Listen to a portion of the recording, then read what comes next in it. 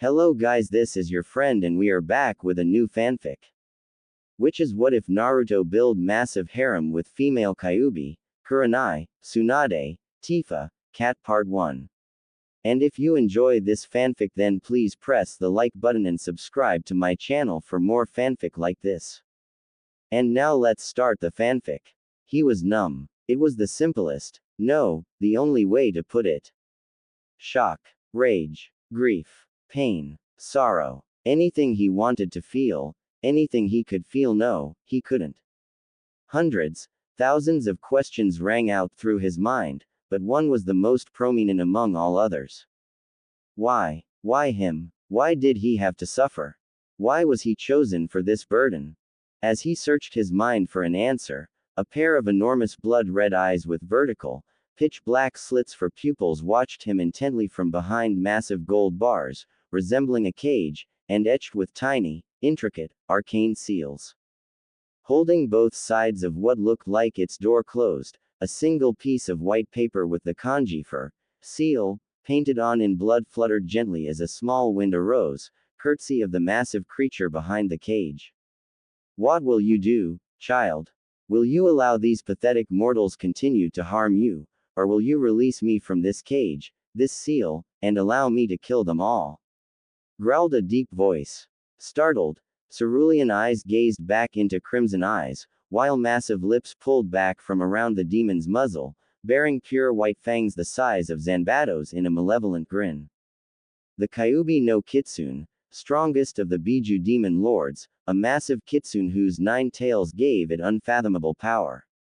With a single tail smashed onto the earth, massive earthquakes would result.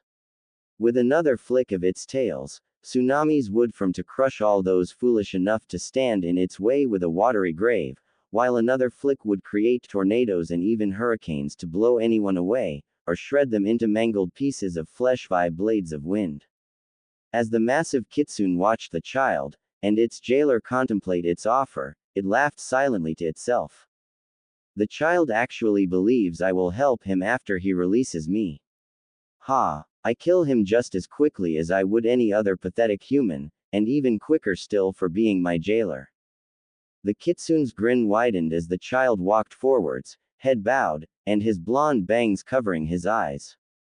Excellent, child. Come closer to the gate, where the 2 doors are joined. You will find a paper with the kanji for seal. Remove it from the gate, and I shall destroy your enemies, while you bath in their blood, the blood of all those that have harmed you. When Naruto reached the cage, with but a single motion of his small hand, tore off the paper seal, and watched silently as the massive golden bars of its cage creaked open. The kitsune laughed as it was freed by an ignorant child, but as it walked forward from its prison, it became curious. The child had remained still and silent, not uttering a single word after freeing it. Then, Kyuubi felt it. What is this? This power, why, no, how is this power so much stronger than my own? As the Kyuubi watched in growing horror as its power was drained, massive amounts of its blood-red chakra seeping from its massive body, torn away painfully, only to be absorbed by the small, silent blonde child in the middle of the massive room. It surrounded him in a vicious vortex, creating a miniature tornado of power with its chakra. The Kyuubi roared in agony as its power was stripped from it, but changed to screams as it grew smaller in size as its power deteriorated. Once it reached the size of a horse, it began to glow red with its chakra, before taking a humanoid form. As the light died down, the Kyuubi's true form was revealed. Crimson hair the color of fresh blood spilled down its back past its thighs, where it lay pooled around its kneeled form. A large bun lay at the back of its skull, holding much of its hair back. Holding the bun together were 2 pairs of hair pins. They were 9 inches in length, and each was tapered to a point, much like that of a senbon needle, while at their opposite ends, small kitsune heads sat. 2 of them were pitch black in color, the kitsune head's eyes having small, red rubies for eyes, while the other 2 were pure white, and held small, blue sapphires for eyes, and their colors violently contrasted with one another. The pins were placed so that they crossed one another, the 2 black pins near the top of the bun, the 2 white pins placed at the bottom. The crossing created an X shape, the black pins the top points of the X, the white pins the bottom 2 points of the X. While this made one massive X, the individual pins crisscrossed one another as well, creating 2 pairs of smaller X's. Thought the bun hid this double feature from sight, revealing only the bigger, easier seen X. As the chakra disappeared completely, the rest of its form was revealed. Eyes the color of rubies, with pitch black, vertical slits for pupils, held horror, fear, apprehension, and, though it was hidden, slight curiosity. The were outlined in black, the edges thicker and darker, and tapered to a point at their ends. Think of Naruto's eyes after he enters his one-tail mode. Her face was very beautiful, with a healthy tan for a complexion, and no blemishes. Along her cheeks ran 3 pitch black slash marks similar to that of her host's, though hers were thicker, and started at the ends of her cheeks, and tapered to a point. Naruto's marks after attaining his one-tail mode. She held an incredible bust, around an F cup, and wrapped tightly around her hourglass figure was a blood-red kimono outlined in gold, while gold slash marks, 1 foot in length, ran the length of the cloth from its shoulder, chest, waist, and to the ends of her sleeves. However, the kimono itself was stretched to the limits due to her bust size, though it made her all the more desirable. However, despite her beauty, the look on her face was anything but alluring. The horrified look on her face, however, could mostly likely be attributed to not the child she was facing, but the dark silhouette towering behind him. Though her bloodline allowed her massive power and many advantages in battle, her other gift, that of being born with a unique condition, had helped her survive just as well as her bloodline. This gift was that of foresight. It allowed for her to see the future, though it was through small glimpses, and only things that would affect her, no matter how much she tried willing it to be used whenever she desired. The future self of her host, however, terrified her to her very core. It stood over 6.5 feet tall, the shadow-covered form towering not only over the boy, but even her 6'1" frame as well. Judging from its mass, it was built heavily in muscle, ones that were thick and sleek, designed for speed, but also able to provide huge amounts of raw strength, even when they were compacted.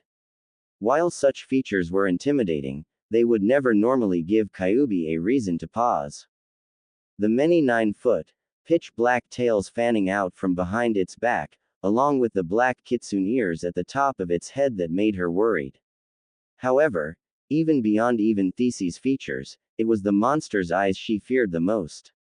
They were a deep, dark shade of crimson, much darker than even her own, and held a pitch-black vertical slit pupil in the middle of its eye. Its eyes radiated so much rage, hatred, and bloodlust that she was actually frozen in place. The Kyuubi no Kitsune. Frozen in place by a mere child's possible future self. It was ludicrous. No joy, no happiness, no sign of even a sliver of positive emotion. The only thing his eyes spoke of was death. Death was the small whisper that escaped the child's lips. Death to the traitors. Death to the hypocrites. Death to my father. The blonde whispered, though he spat the father like one would a curse. Death to these bastards for what they've done to me. I won't be their punching bag anymore. The blonde muttered, before stopping suddenly. No. I think it's time this village sees the difference between the Kyuubi no Kitsune, and Naruto Uzumaki, the village sacrifice, he replied calmly. As he lifted his head to stare into Kyuubi's own eyes, she felt herself shiver at his new appearance. Cold, dead cerulean eyes with a vertical, pitch-black slit for a pupil's bored into her own. The 3 whisker marks on each of his cheeks had elongated and thickened into slash marks, and darkened until they were black. Once again, think one-tail mode Naruto's whisker marks. He had a great increase in his muscle mass, his former malnutrition-suffering body now bulked up and covered in sleek, toned muscle. His height had increased several inches, giving him an extra 6 inches to his short frame, making him one of the tallest children of his age group. His hair had grown out and lengthened considerably, and red chakra solidified at the back of his neck, creating a small, red ring that held his blonde hair in a small ponytail at the base of his neck, while in the front, it lay spiked up while flowing backwards. Think Virgil's hairstyle from Devil May Cry, and on his forehead a large, horizontal line several inches in length was revealed. Ever so slowly, the line began to thicken, the spread, showing a third eye. With a vertical black slit for a pupil, and a deep purple color, darker than a violet color covered the rest of it. It held no retina or aorta, nothing but purple, and a slit splitting the single-colored eye. My bloodline. He absorbed it. But how? Were Kyuubi's frantic thoughts at this new development. After all, her third eye, the Jagan, was indeed powerful, but it was not a bloodline that normal demons contained. Only those of the Kitsune clan held the bloodline. And even then, only a select, lucky few were able to activate it, let alone use it to its full potential. Any idiot could be born with ultimate power, but if they couldn't use it, then what was the point? Kyuubi herself knew of only 3 other demons who wielded the Jagan's full power effectively. Her parents, and fire demon named Hyaya who had one transplanted into himself, after killing the Kitsune who had just activated it, were the only others she knew of that held an activated and controlled Jagan, though it seemed she would have to add her container to the list as well. The power he was putting out is terrifying, even if he was just a child. Her own Jagan itself had activated, though it was more out of interest than fear. Absorbing my memories and Yuki is one thing, but, to be able to absorb my bloodline as well. If this child ever receives proper training, he could become a god amongst shinobi. Hell, he could even surpass me in sheer power, was the realization she came to after the shock of seeing her bloodline activated in a human. Wait. Oh hell, was all Kyuubi could mutter to herself as her mind went temporarily numb, and she stared at the new, appendages adorning her container. This, temporarily mind-blanketing could be attributed to the pair of pitch-black fax ears with golden tips nestled in the blonde's hair. The other cause of temporary brain failure may have been the 3.5 foot long pitch-black, golden-tipped kitsune tails waving gently to and fro behind him, coming directly out of the bottom of his spine, near his tailbone. So, Kyuubi, came the quiet voice of the young Sanbi, 3-tail kitsune in front of her, jerking Kyuubi away from her thoughts and back to reality. With a small smile that showed his new fangs, thought it contained little humor, and gave the female demon an ultimatum. You can be free of this seal. You may be out of your cage and allowed free range in my mind right now, but you're not free of the seal itself. I may allow you to roam free and unrestrained, though you will be under my complete control anyway. Or, well, I can kill you now, and save myself the trouble of having to deal with you any longer. It's your choice, of course. However, there are certain, shall we say, advantages to being under my care. Kyuubi was still somewhat shocked, of course, that her host was even considering to give her such freedom, as the child had every right to kill her. While the deal held merit, what made her actually begin to consider it was his tone. It was calm, collected, slightly smug, and, to her embarrassment, a hint of seduction was also present. She narrowed her eyes, however, as there had to be a catch to this deal. Why though, my container? Why would you give me freedom? After all, I'm a demon, and we can't always be trusted. With slight widening of his smile, the blonde's eyes lit up in slight, sadistic glee. Because, Kyuubi-chan, Kyuubi felt herself blush slightly at the affection given to her name. I need a guardian, a mentor. I may have your power and memories, thought the majority of it's locked away until I'm strong enough to access it and have the experience to use my power to its full extent. That is what I want you for. Train me and be free, or refuse, and I'll kill you. Sighing to herself but chuckling slightly, Kyuubi gave her reply with a sadistic grin of her own. As you wish, Naruto-sama. The demon replied with a smug grin. Lifting his hand up, Naruto beckoned to Kitsune with his finger. Come to me, Kyuubi-chan. With an oath of blood will you be rebound to me, until death, Kyuubi, and in return, you shall be given the freedom you have sought from this accursed seal. As she approached him with a sensual sway to her hips, she mentally pouted as he showed no reaction to her blatant flirting. Any other male would have gone into cardiac arrest, and it was impressive that he hadn't even lost a drop of blood. Regardless of his age, he should have been unconscious from bloodless. Oh well, I'll just wait until he's older. After all, I've never met a male that could terrify me to the point of being submissive. It's making me feel hot. How shall this pact be made, Naruto-sama? The pact that tethers my soul with your own using the Shiki-Fuin is a pact with a Shinigami. How do you intend to break it? Kyuubi questioned lightly with a slight smirk. She was intensely curious about what kind of pact could break such a powerful one. Simple, Kyuubi-chan. You make a more powerful pact, one that will outweigh the Shinigami's pact. With a small smile, Naruto removed his black shirt, and then his under armor. Bite me. He replied simply.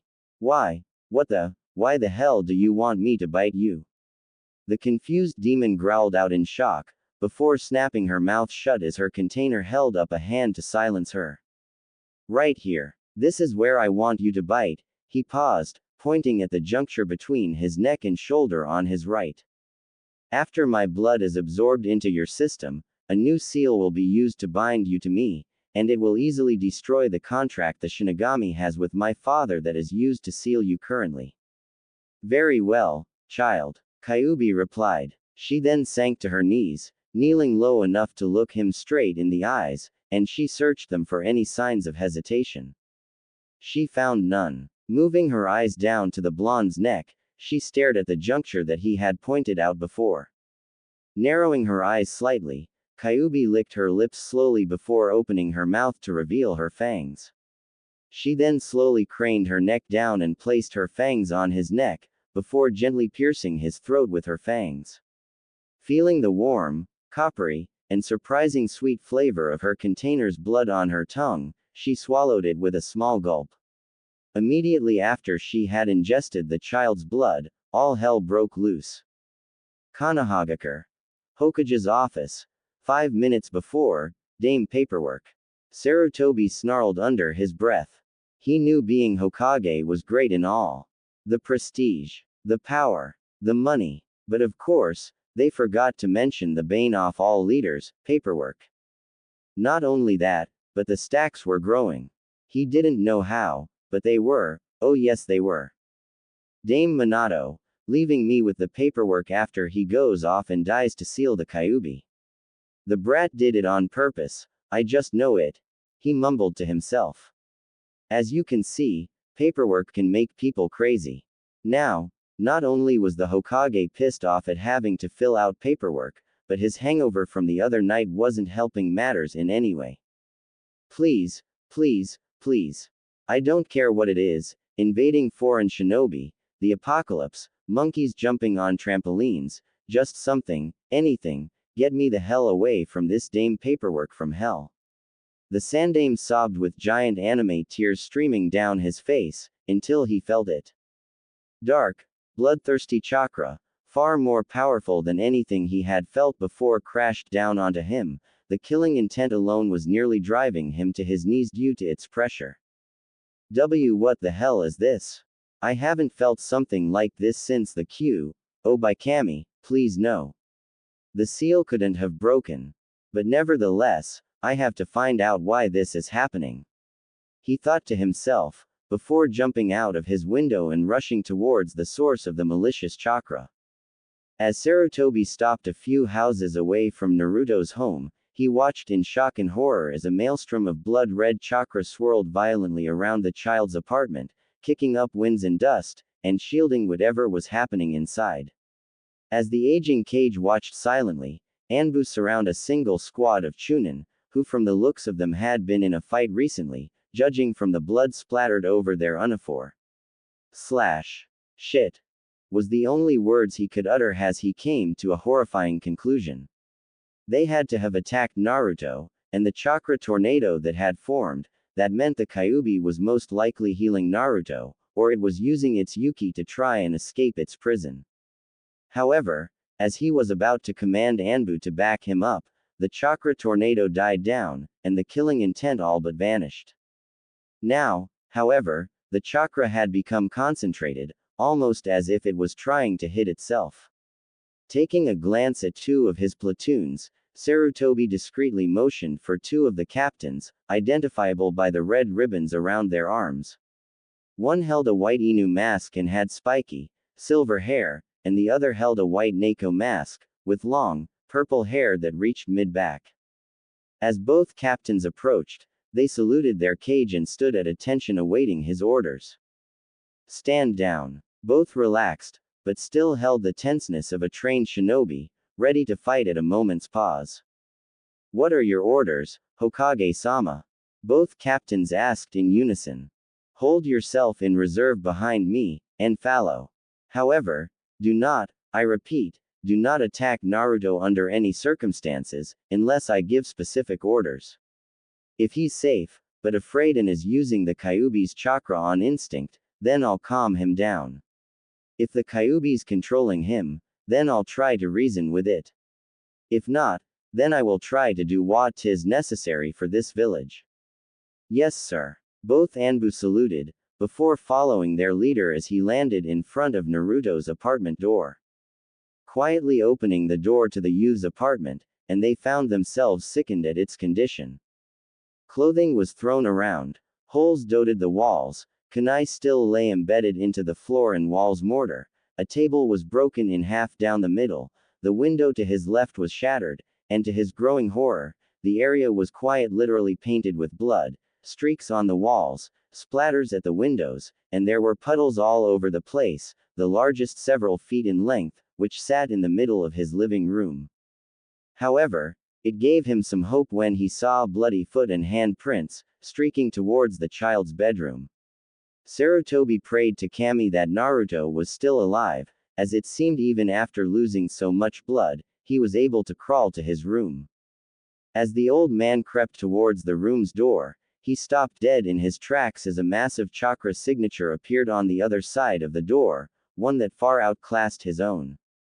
Giving a signal to his Anbu, he gently twisted the door's handle, and pushed it open. The sight that met his eyes made his heart stop in fear. An incredibly beautiful and attractive woman with blood-red hair sat in a kneeling position, a crimson kimono with gold highlights wrapped tightly around her body, both showing of her curves and an incredible bust, one that could easily beat that of his former student Tsunade's chest, and it highlighted her hair and red eyes. It was opened slightly at the front, giving a good V shape that revealed some of her cleavage. A thick, black choker, though it looked more like a dog collar, was clasped around her neck, and a pure white chain was attached to its front, while trailing down several feet to the floor, before snaking its way up her right thigh and into Naruto's small hand. The child himself was seated on her lap, snuggled securely against her body, the back of his head resting comfortably on her. She had her arms wound around his neck in a comforting manner, as if both protecting him and to show affection. Naruto's unoccupied left hand was resting on her other thigh, slight stroking the fabric of her kimono, while his new ears twitched each time the woman's breath caressed them, and 4.5 foot long pitch black tails with gold tops sprouting from his back were curled around the woman's waist. Sarutobi was apprehensive about Naruto's new changes, but the blood-red kitsune ears with gold tips, and the 9 lengthy red tails with gold tips fanning out from the women's back scared him a hell of a lot more than Naruto's new appendages. As Naruto calmly gazed at the rapidly paling Hokage, a small glint made its way to his icy, slitted blue eyes as he calculated the odds of himself and Kyuubi surviving now that she was out of the seal. However, a sudden thought came to him, and a devious plan began to manifest in his brain at how he could use the situation to his and Kyuubi's advantage. Hey, old man. Startled out of his thoughts, said old man glanced down at Naruto's face, and began to sweat at the look on his face. He was frowning slightly, but it was scaring him more than he would readily admit. I think you and me need to talk. Especially about Kyuubi-chan. Kyuubi-chan, squeaked out the Hokage, both confused and terrified that he was referring to a creature of unparalleled power and as bloodthirsty as they come with a term of endearment. Hi, I believe it's time I learned the whole story about the Kyuubi attack, such as why I, an orphan, was chosen as a sacrifice to become Kyuubi-chan's prison, and not another newborn child, such as one that had a family. In return for such information, I will tell you why Kyuubi-chan is free, and why Konoha is in no danger. Well, unless you piss me off, of course. Then I'll just let Kyuubi-chan slaughter you all. Would you like that? Questioned the blonde quietly as he tilted his head up to look at Kyuubi, who smiled viciously, baring her fangs at the humans in front of her. Oh yes, indeed I would. Only with your permission, of course. She spoke back quietly enough so that the shinobi in front of her wouldn't hear her. She'd gotten the double meaning of his words, but the others present hadn't. Of course. The blonde replied quietly, before turning back to his guests, his own face lighting up with a psychotic and bloodthirsty grin, one that eerily resembled the Kyuubi's. As such, the Sandame and the Anbu were scared shitless. Before we discuss this in my office, Naruto-kun, who is the woman behind you? Sarutobi asked, though he hoped Naruto couldn't detect the slight tremor in his voice. After all, the boy had incredible detection skills. Losing his smile, Naruto simply gazed coolly at the trio, and only a small upturn of his lips signified his amusement at the question. You don't know. You really don't know. Shame really. You would think that the whisker marks and blood-red eyes would help. Hell, even the kitsune ears and 9 tails coming out of her spine would be clue enough, he replied dryly. At the trio's confused looks, or postures, in the ANBU's cases, the child's eye twitched a bit in irritation, and with a sigh gave them his answer. The hot women I'm currently using is a seat as the Kyuubi no Kitsune, you twits. The confused shinobi stared for a bit, before Sarutobi's mind couldn't take any more stress for the day, and promptly shut down. Included in the fainting was his 2 Anbu captains, Yugo Azuki and Kakashi Hatake, who despite both being freshly instated as an Anbu captain, and working as one for several years, respectively, they had seen and been subjugate to too much shit for one day, and promptly collapsed and joined their Hokage in the La La Land. Both Naruto and Kyuubi's sweat dropped as the 3 adults slumped bonelessly to the floor in a dead faint. Was it something said? The blonde questioned innocently. 10 minutes later, Sarutobi groaned as he regained consciousness and tried to remember what the hell happened, with little success. His musings were cut short as he felt a small foot kicking him hard in the side. Oi, wake the hell up, old man. We got business to get to and information to explain and share. Wake the hell up. Naruto all but screamed into his ear, nearly deafening him, along with emphasizing each word with a harder kick to the ribs. I'm up, shouted Sarutobi as he slowly climbed to his feet, staggering slightly due to his mental facilities still trying to reboot from his fainting spell, and the deafening of his eardrums, courtesy of an overly loud and impatient blonde. He noticed he was in his office after checking his surroundings, and gratefully collapsed into his overly large and extremely comfy chair, before turning his gaze to the pair of kitsune. Kyuubi herself was seated sedately in a chair in front of his desk, her smooth legs crossed in front of her, and her lap had been confiscated and was being used as a seat again for Naruto. This time, while her arms were encircled around his neck, her head rested lightly on top of the blonde's, watching not only the Hokage himself, but her ears twitched occasionally and swiveled around, listening to both Naruto, and for intruders, or anyone else that was stupid enough to interrupt them. Sarutobi felt his eye twitch, however, when Naruto's attention was not on him, considering the blonde had kicked him awake, but was preoccupied with one of Kyuubi's fluffy tails. He held it lightly in his lap, and was running his hands through the fur, its coloring similar to that of fresh spilt blood, and it looked like he was enjoying himself immensely with the activity. Kyuubi herself also seemed to enjoy it, with the glazed-over look in her eyes, and the small blush flittered across her face, though neither of them noticed, and squirmed slightly in her seat while being barely able to bite back a moan as he hit a very sensitive part of her tail. So, why is the Kyuubi out of the seal, but not a threat to Konoha, Naruto-kun? The man questioned lightly. Huh. Naruto answered vaguely as he looked up from the tail he was playing with, not registering Sarutobi's question, or that his stroking was having interesting effects on Kyuubi. Oh yeah. Several emotions flew across his face, going from surprise, to deep thought, and then revelation. Well, some stupid, idiotic, bastards of Konoha Chunin decided it would be a good idea to break into my home, trash the place, torture me for a while, and then try to kill me. I blacked out after they finally gave up trying to kill me by ramming kunai through my heart, lungs, stomach, and brain, or simply trying to get me to bleed to death, before the next thing I know I'm in front of Kyuubi's cage. He stopped to take a breath, before continuing. I, being stupid at the time, asked who she was, and she told me who she was and all about the ceiling. She then offered to slaughter everyone in the village if I released her, and I did. Unfortunately for her, I just so happened to be so pissed off at the moment at this village for what they've done to me, that I decided she wasn't going to destroy it. Only I have the privilege of seeing Konoha burn. So, somehow I absorbed her powers and memories, and she reverted to her true, human-like form, the one I'm currently sitting on. I then gave her a choice. She could either be completely free of the seal that bound her to me, somewhat, and teach me to use my new power, or die. She chooses freedom, so here we are. The blonde finished. What was the exact deal you made, Naruto? As far as I know, she was sealed using the Shinigami's Shiki Fuin seal and the Yondaime soul, and I was told escape would be impossible, and she would die when you would die. Easily. The blonde replied smoothly with a small grin, though there was little humor present in it. I created a new pact between us.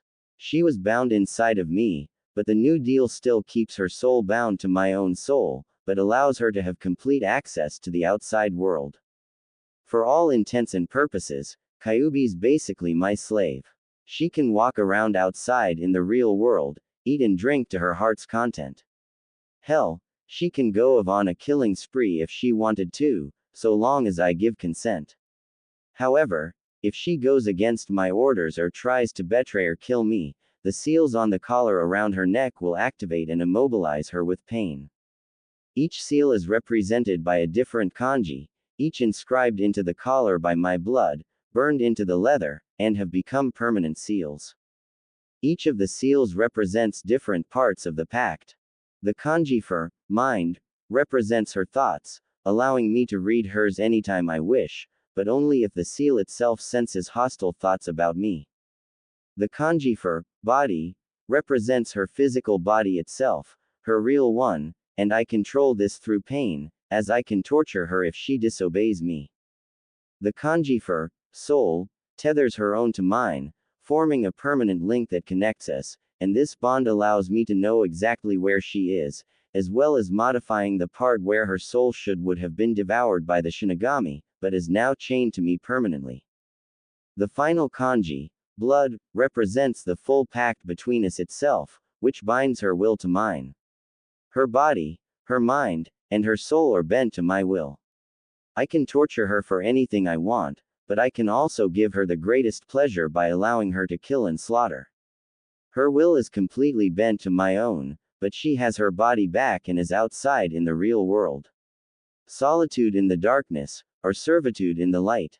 What would you have chosen, old man?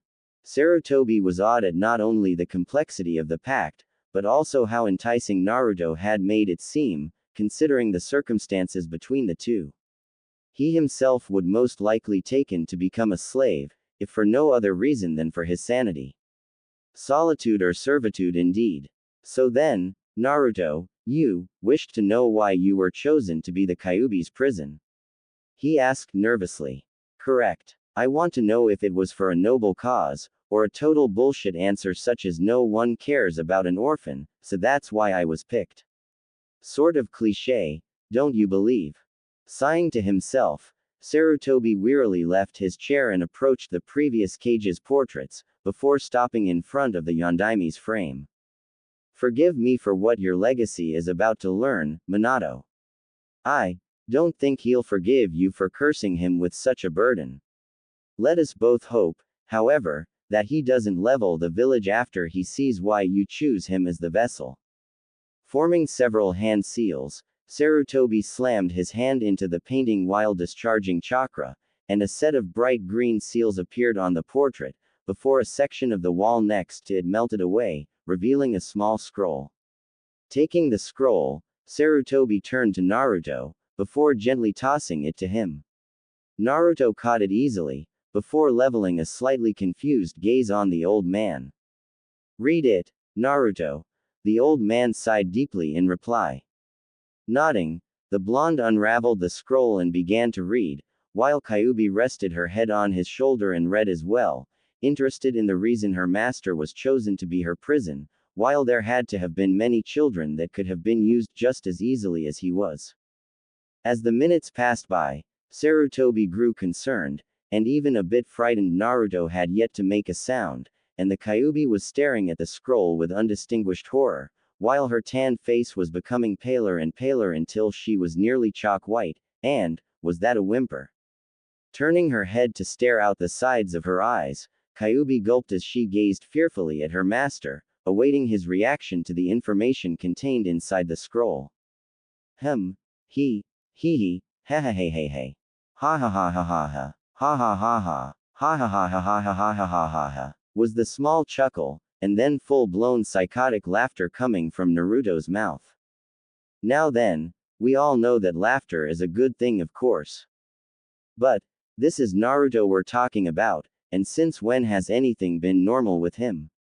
Whether it be canon Naruto or fanfiction Naruto, when he starts laughing, you better run for the hills, cause chances are, you're either going to get pranked, or he'll slit your throat with a happy grin on his face. So of course, dear readers, watching a 6-year-old Naruto laughing would be funny, but a 6-year-old Naruto laughing with a psychotic grin on his face and a maniacal gleam in his eyes which had become blood red in his anger, and leaking so much killing intent that poor, small, fluffy animals, such as a cute, bushy-tailed squirrel, immediately died as the poor animal's heart exploded from terror. So, old man. How many know, huh? How many people in this soon-to-be wiped of the face of the earth forsaken village know I'm the bastard's son, huh? How many? Sarutobi roared out an enraged Naruto, his voice changing from its normal dead tone to a gruff, deeper one, filled with bloodlust and demanding vengeance.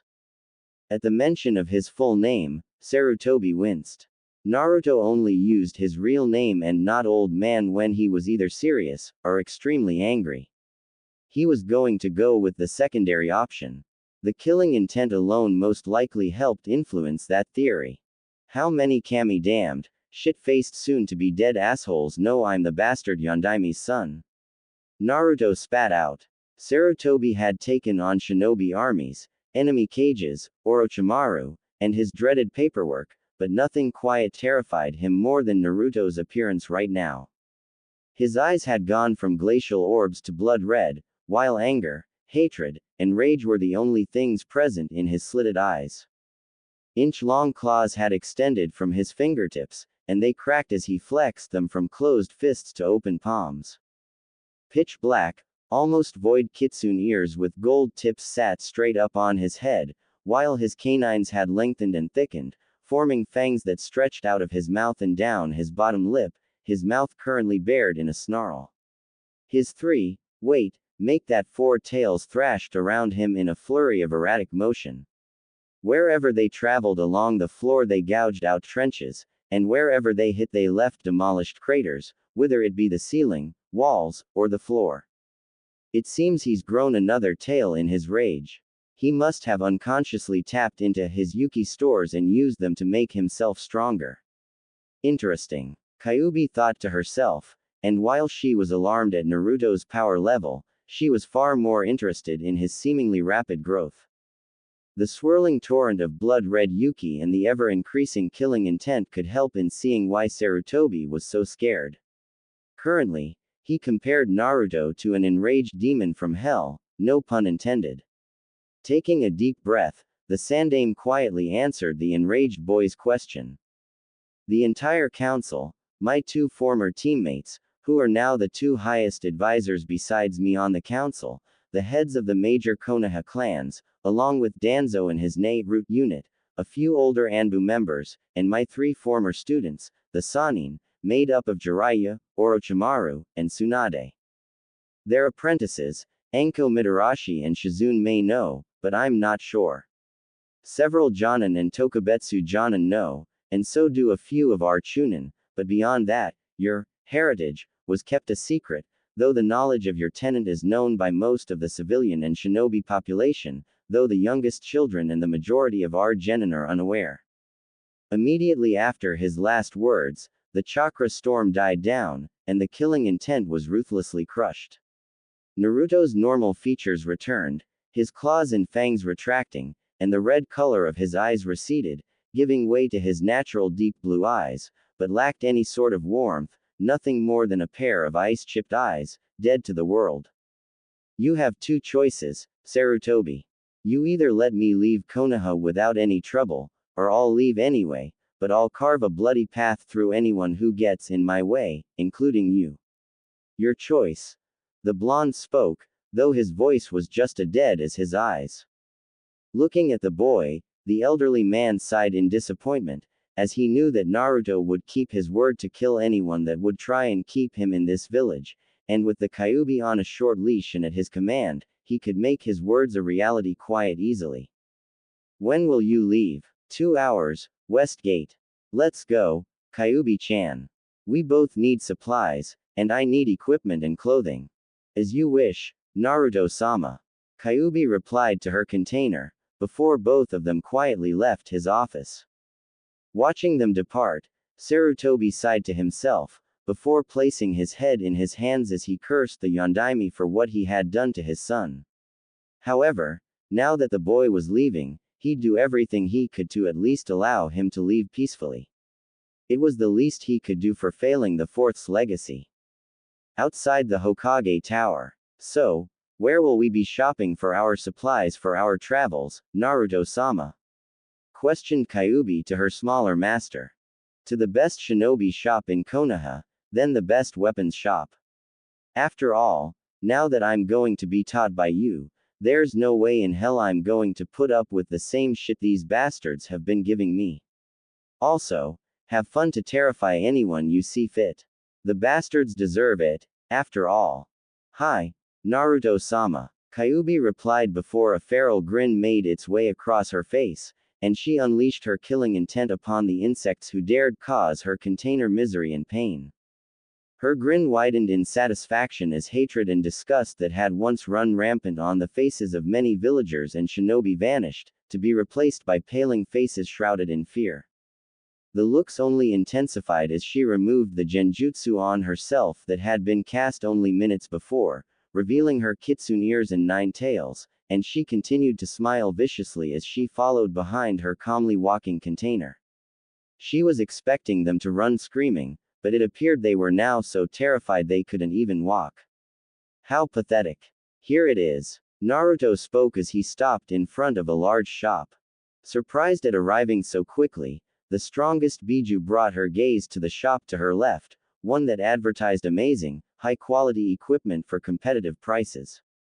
Entering the shop, both of them were greeted by a middle-aged man with a scar across his face. Hello there. Whatcha looking foe? As soon as the man's sight landed on Naruto, he immediately scowled. How dare that little hell spawn come waltzing into his shop as if he owned the place? I don't sell shinobi equipment to minors, and I sure as hell don't sell them to demon brats like you. Get out of my shop, brat, before I yuck. The rest of his sentence was cut off, as well as his air supply, as a clawed hand wrapped itself around his throat tightly to silence him, courtesy of an enraged Kyuubi. Lifting the man up and slamming him into a wall with enough strength to send several racks of Anbu armor clattering to the floor, she began applying pressure as she squeezed the man's throat, to show her displeasure at the shop owner's attitude towards her master. "Listen up, you pathetic bag of flesh," she hissed, "because I'm only going to say this once. You will treat Naruto-sama with respect, or I'll tear your throat out and then hunt down the rest of your pathetic family so I can slaughter them. Naruto-sama is here to gather some equipment before we leave this pathetic hellhole, and you'll never see us again," she growled, before continuing.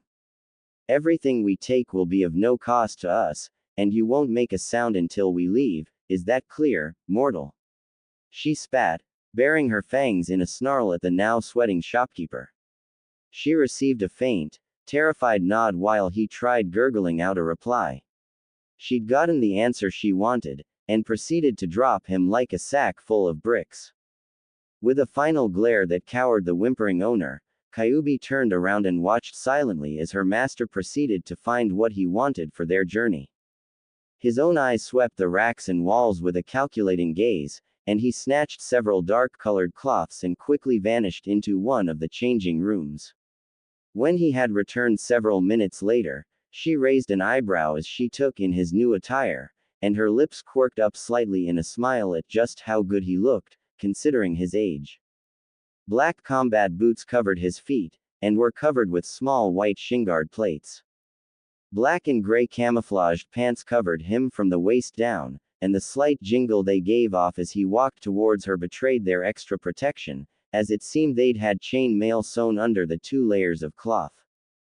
The cloth itself also helped insulate him from both water and for trapping and releasing heat. A steel fishnet shirt covered his torso and biceps, while a miniaturized Junin vest, pith black in color, covered his chest and back, but had been left unzipped, allowing for his abs and chest to be examined. Black, fingerless gloves with metal plates on their backs covered his hands, while black, Anbu-style gauntlets covered his arms. Wrapped around his waist was a medic nin's belt, carrying pouches that could be used to hold supplies or medical tools. A black headband completed the look, hiding his jagged eye and keeping his hair out from his eyes. The kid was going to be one hell of a lady killer when he got older, if he looked this good as a child. And Kyuubi was going to take an interest in making him into a clueless one that would make any female swoon, but be a complete innocent. For a while, anyway. It would be a hell of a lot of fun. Turning his own gaze to Kyuubi, Naruto asked her a question. "Anything you want?" Kyuubi blinked in surprise, before a large grin split her face, and she immediately began happily rummaging through the women's section, and he waited silently for her as she vanished with an armload of clothing into the females' fitting section. A quarter of an hour later he had his answer for his previous question. Turning his slitted eyes towards her, Naruto was surprised, and pleased, at her new wardrobe. Where she once wore a blood-red kimono, a new, black kimono stood wrapped around her incredible figure, and if he didn't know better, he could have sworn it was smaller than her last outfit. It had gold outlines, and a gold Chinese dragon wound its way around her body. It began by rising up from her right hip to under her right, then cut through between her, and wound its way up until its head rested on her right shoulder, while its tail wound its way down the hem of the kimono, from top right to its bottom left end. As she twirled around, he found the rest of the dragon. Its tail traveled up from the back's bottom left, from his point of view, to rest just above the junction where her 9 tails fanned out from her outfit. Her black choker had transformed more into a choker of sorts, becoming thicker and higher, taking up more of her pale neck, its blood-red seals easily visible, though a white metal chain link was now clasped at the front of it. While she had previously walked barefoot, she now had white obi socks on her feet, which were easily visible from the wicker sandals she now wore. The same sandals and socks the Shinigami of Bleach use. Her new kimono was in actuality a full battle kimono, one that was created by use of steel fibers. It was a new technique in creating protective clothing, and was also known as steel cloth. This clothing technique made armor that was nearly weightlessness and felt just like silk. It could be made into any type of clothing item, and besides the benefit of near weightlessness, it gave as much protections as wearing a half-inch thick plate of steel armor. It was some of the best, if expensive, clothing on the market for those whose jobs contained certain hazards.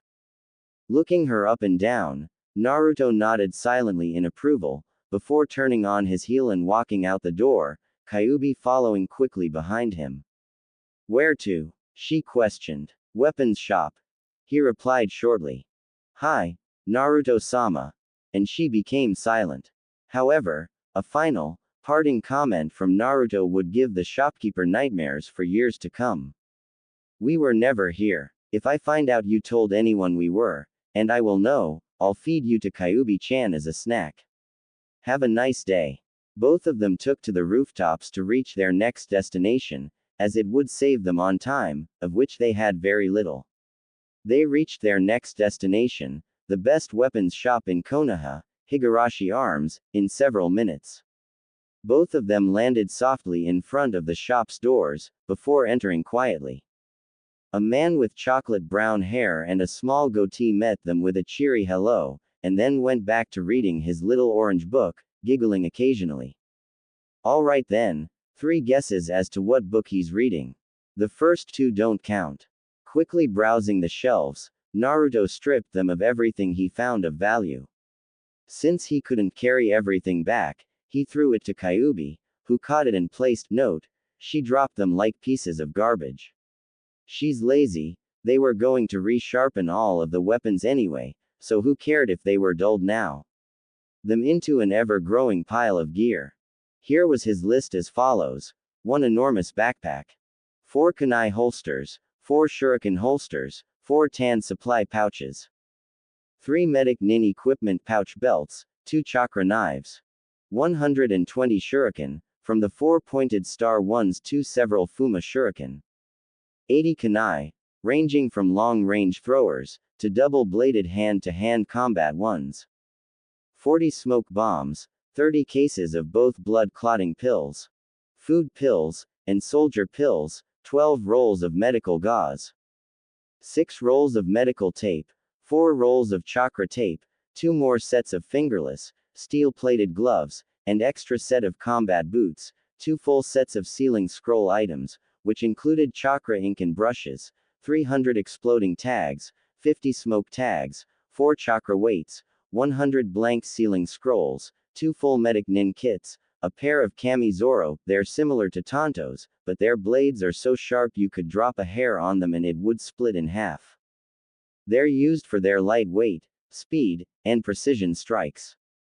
A pair of chain scythes, 200 senbon needles, a battle chain 20 feet in length, a pair of combat knives, and a plain white ceramic mask. After finding what he wanted, Naruto turned towards Kyuubi and asked her if she wanted anything. She replied in the negative, and he simply walked up to the counter to get their pile of stuff paid for. The shop owner himself simply stared dumbfounded at the enormous pile of shinobi equipment in front of his counter, but quickly began to drool as he saw yen signs. After all, it isn't every day you have a costumer buy enough gear to start another shinobi war, and he quickly tallied the kids' purchases with glee. That'll be 750, 983, 874, 972 yen, kid, the man replied. With a small smirk, Naruto showed the man a official-looking document. Charge it to the Hokage. Also, feel free to give yourself a little extra. We were never here, were we? Smiling even more, the man nodded his head and began cackling evilly as he thought about of all the money he had just made. He had allowed the Kyuubi kid into his store because he was an ex-shinobi, and knew all about how the demon's sealing worked, but could care less. The kid was a paying costumer, and he was always courteous to those who paid. It wasn't going to be his fault when the kid cracked and decided to slaughter everyone. He'd been nice to the kid, so he'd hopefully remember his kindness and allow him and his family to leave before the rest of the population would die. It may have been wrong of him to think too negatively of his village, but only biased idiots would treat the only thing protecting them from utter destruction as lower than dirt would deserve their fate once the kid goes insane. It was just a matter of time. Oh well, back to the wonder that was Ika Ika. Outside, Kyuubi-chan, do you know how to create subspace seals? Naruto questioned lightly. Of course. Are you talking about the same seals used for storage scrolls? She asked back. Hi, I want you to put one on my backpack and on all of the blank scrolls, alright? I'll be organizing my new equipment as you do this. Of course, Naruto-sama. She replied, before attending to her task as she quietly watched her master add several items to his clothing. First, he removed his armor and gloves, and used the chakra tape to tape his arms from his wrist up, until they reached the end of his biceps, just below his shoulders. He then strapped his chakra weights to both his arms and legs before re-equipping his armor and gloves. He then strapped 3 medic nin belts around his waist, with 2 of them crossing over his waist and forming an X-like loop. 2 of his supply pouches were strapped to his back hips, and the other 2 were trapped to the sides of his waist. Next, he strapped 2 kunai holsters and 1 shuriken holster to both of his thighs, with the shuriken holster in the middle and the 2 kunai holsters on opposite sides. He then strapped his remaining shuriken pouches to his uncrossed medic nin belt, added a chakra knife to each of his shoulders on his vest, and then placed his battle chain around his waist. At the back of his waist he strapped both of his kami zoro, their hilts visible at the sides of his waist, and placed in position for a reverse grip draw, and added 2 more combat knives to the undersides of his waist. After he was done, he packed the rest of their stored items, as Kyuubi had sealed the rest of their equipment into the 100 scrolls, and then sealed those scrolls into a single scroll, one that Naruto easily packed away into his backpack, before Naruto left quietly, with Kyuubi following sedately behind him. Ikiruka Ramen, approaching his favorite place to eat in all of Konoha, which was the only place he really could, unfortunately. Naruto let out a small smile as he entered the ramen shop. Yo, Ikiruka Gigi, old man, I'll take a double order of everything you got, shouted Naruto. Startled, Ikiruka turned around with a large grin on his face at the exuberance of his number 1 customer had for anything that dealt with ramen. He was somewhat shocked, however, to discover that not only was Naruto not dressed in his trademark kill me orange, but in pure black clothing befitting a shinobi, while a white mask was located on the right side of his head. The half-foot growth spurt he'd seemed to have gained overnight was a shocker as well. Completely overwhelmed with the kid's changes, the old man voiced his confusion the only way he could. What the hell happened to you? Long story Gigi, but I'll explain over ramen. Anything you want, Kyuubi-chan. Now, while Ikiruka was a sensible man and didn't think of Naruto as the Kyuubi incarnate, hearing the demon's name still terrified him, and he immediately froze, before turning his eyes towards the beautiful red head in a black and gold kimono towering over Naruto, and trying, but failing to keep his body from trembling as he stared at her red fox ears, and the 9 long tails that twitched behind her. He turned quickly towards Naruto in concern, but waited as Naruto answered his unvoiced question. I let her out after making a deal with her, but she won't hurt anyone. Unless I let her, that is. Sighing in relief, the old ramen chef smiled brightly at his customer. Alright Naruto, if that's what you say. So, Kyuubi-san, what ya want? Beef ramen, please. And thank you for treating my vessel with kindness. She replied with gratitude in her eyes, before bowing slightly to him. Surprise showed on the old man's face, but he quickly sprouted a grin and went to work on creating the best ramen in the world. Ayame, Naruto's here. Come and help your poor old father out with cooking for this ramen-eating monster.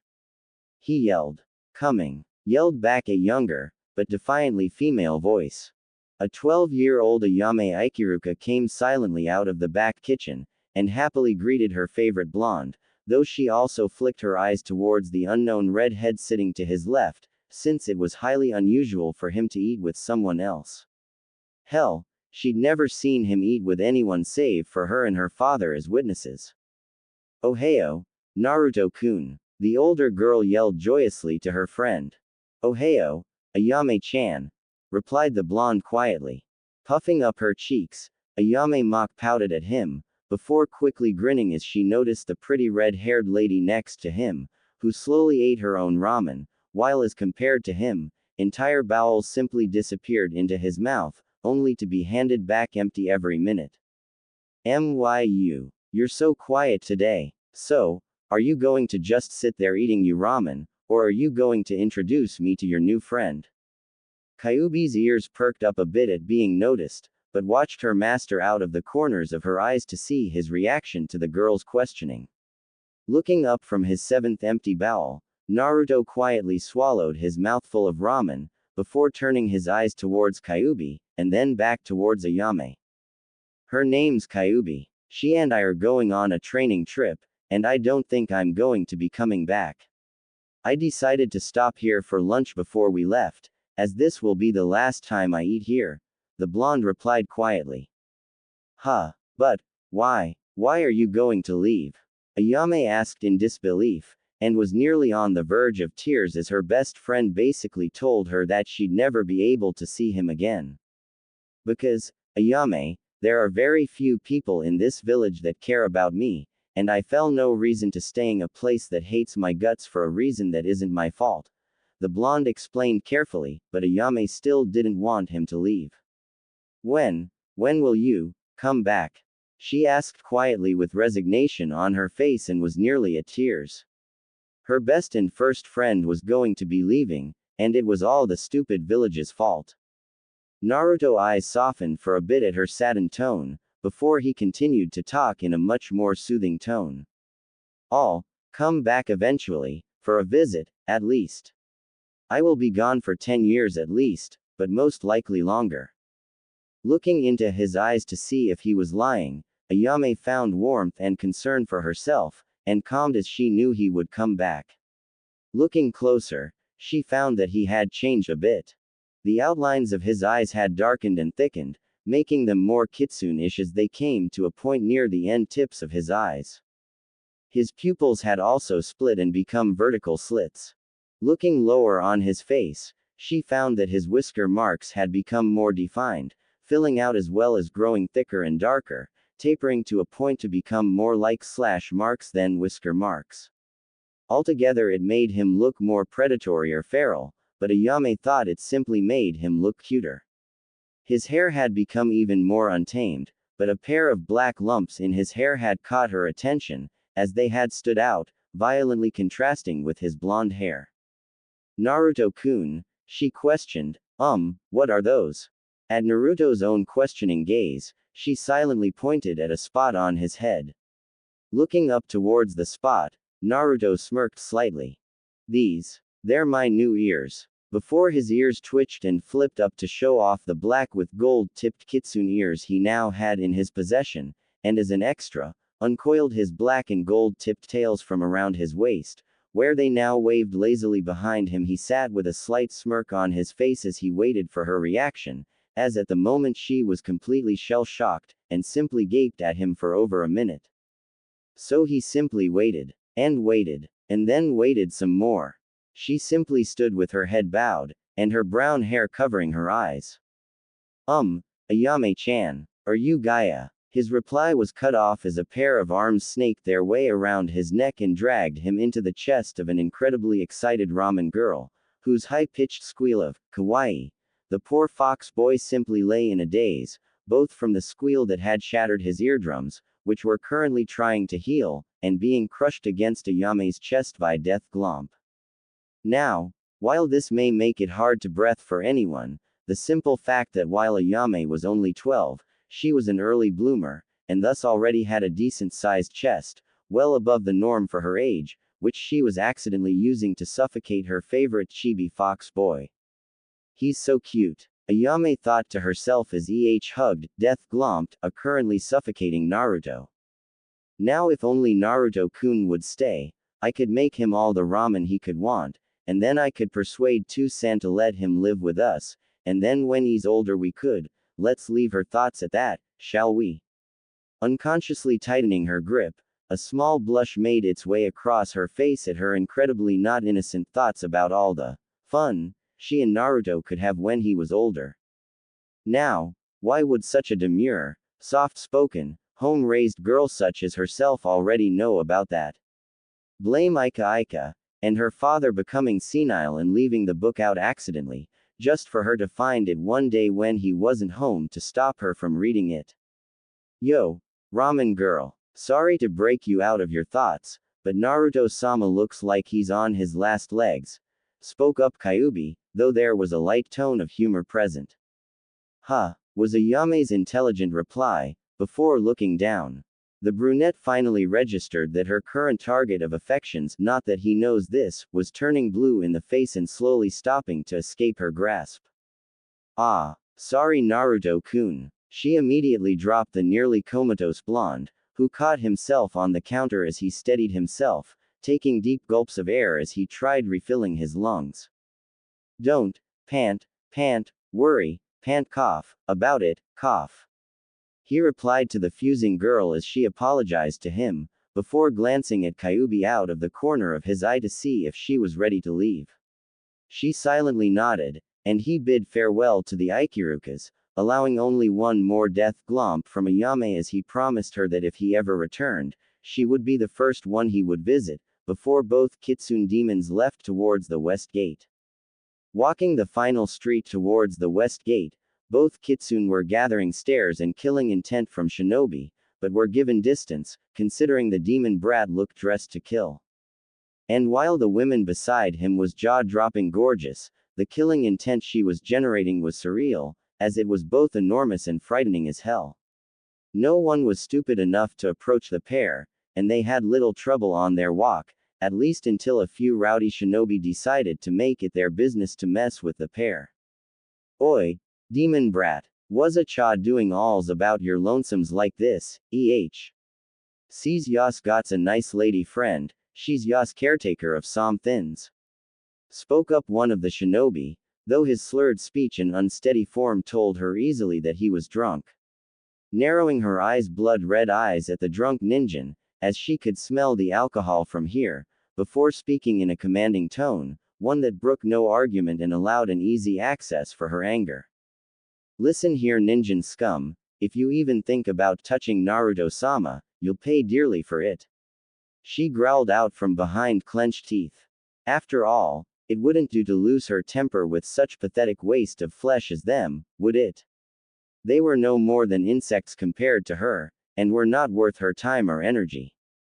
You bitch. All Kigya. The shinobi's threat was ended with a gurgle, thanks to a pitch-black tail that had violently torn its way through his chest and out through his back, splashing several shinobi behind him with blood and gore. Naruto had enough of the shinobi's mouth and had silenced him, permanently. Turning his head towards the now terrified idiots, Naruto's currently blood-red eyes glared at them, while crimson chakra and killing intent seeped from his body. Listen up, bastards. You can insult me all you want, since I'm going to be leaving anyway and I won't have to deal with you pricks anymore. But the moment you decided to lay a finger on Kyuubi-chan, I'll kill you all myself and raze Konoha to the ground. You got that, shit stains. He roared. The assembled drunks sobered up quickly, before rapidly nodding their heads and retreating. Flicking his tail, Naruto flung the currently skewered shinobi off his tail, body landing against a building, before sliding down into a bloody heap. Then, both Kitsune quickly continued their trip. Konohagakure.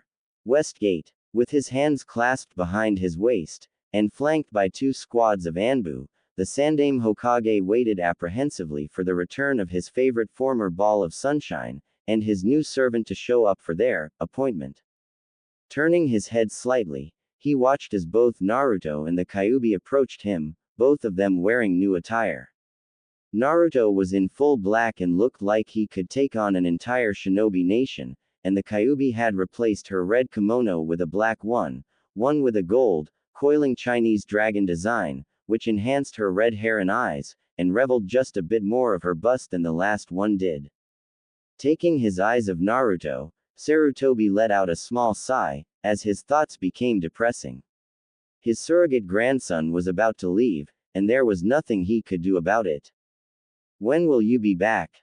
He asked quietly. 10 years. 20 years. Maybe never. Most likely never. However, you send Anbu after me for any reason, and I'll come back for no other reason than to wipe Konoha off the face of this earth. It that clear? Nodding grimly, Sarutobi as he tried memorizing Naruto's face into his memories, as he would most likely never see the boy again. With a slight nod to Kyuubi, Naruto shouldered his pack and turned away, Kyuubi following him sedately alongside him. Watching the two depart, Sarutobi promised himself that if Naruto ever returned, he would be welcome with open arms. It was time for the God of Shinobi to show Konoha why they should have listened to him in the first place about the Yondaime's will. Ahead of them, both Kitsune covered quietly. As Kyuubi posted a question, she would invariably change the fates of many people around the world, from the major shinobi villages, to the elemental countries, and several key players in the years to come. Where are we going, Naruto-sama? His own reply was quiet, and he would speak little until they arrived. To Suna, Kyuubi-chan. Two unimportant Suna Chunin stood outside the gates of Sunagaker, and were bored out of their minds. Now then, it is well known that a bored shinobi is one of the most dangerous things in the universe.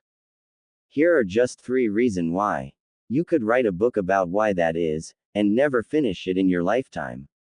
It would not only rake too damn long, but be a complete waste of your time. Just trust me on this. That's why shinobi are always on mission or training. If they don't, they'll get bored, and start inventing things that can make other shinobis live a living hell. Here are 3 reasons why. 1. It was a bored shinobi that invented the Kibaku Fuda, exploding tags. As such, not only did shinobi now become explosion-loving maniacs, but the tags could also set things on fire. Thus, the birth of pyromaniacs. 2. It was a bored shinobi that first found out how to create ninjutsu. And promptly burned down his arch-rival's house with an overpowered kaiten jutsu. Thus, every shinobi now wanted to learn the cool, flash, ninjutsu that could burn down their enemies' houses. This is also another possible reason for the birth of pyromaniacs. 3. It was a bored shinobi that invented genjutsu, which allowed a shinobi to cast illusions that could confuse their enemies, and make them see or sense things that were not real. Or make them think they were on fire. Or they were chickens. That's always fun too.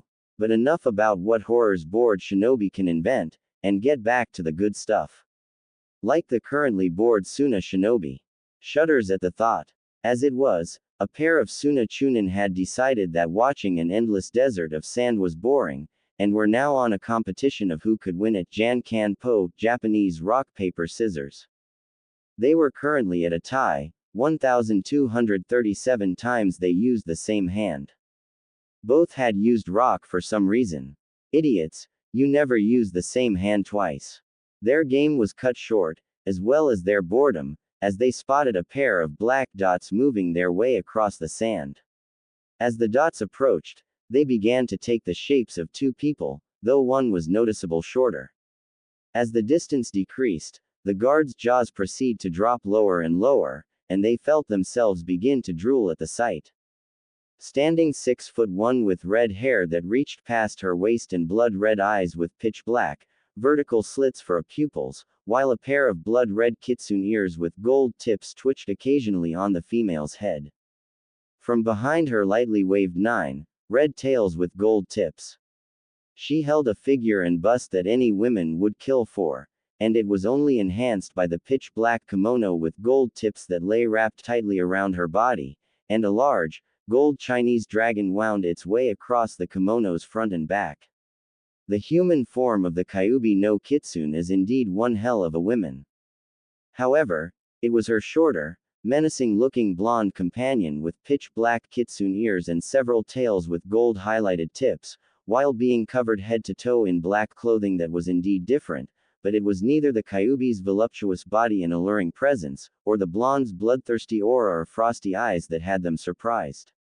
It was watching the redhead yelling at the blonde kid that made them sweat drop. Naruto-sama, can't we just stop here for a bit longer than that?